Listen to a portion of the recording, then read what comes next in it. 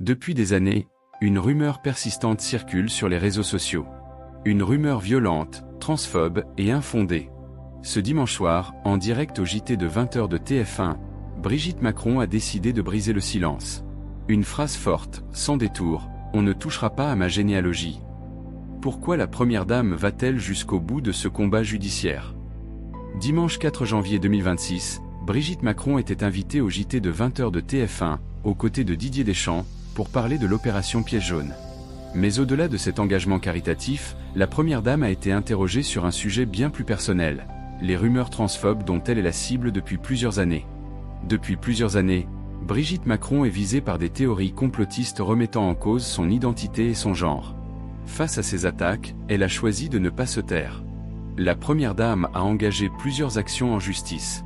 Contre la blogueuse américaine Candace Owens, pour diffamation. Contre 10 Français, poursuivis pour cyberharcèlement.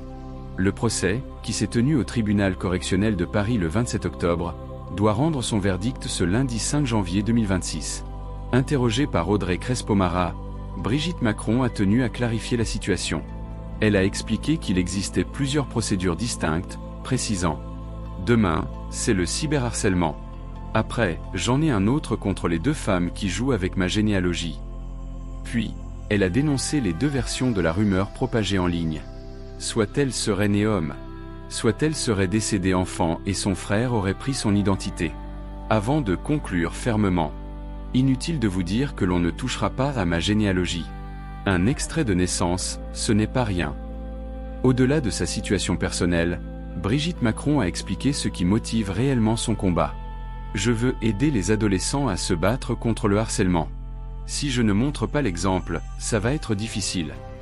Un message fort, destiné à toutes les victimes de harcèlement en ligne, en particulier les plus jeunes.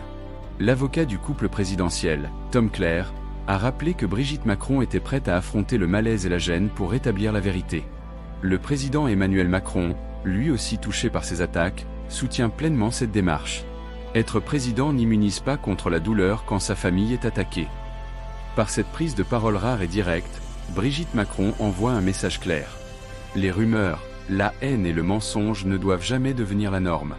Un combat judiciaire, mais aussi un combat pour la dignité, la vérité et la protection contre le harcèlement. Que pensez-vous de cette prise de parole de Brigitte Macron? Partagez votre avis en commentaire.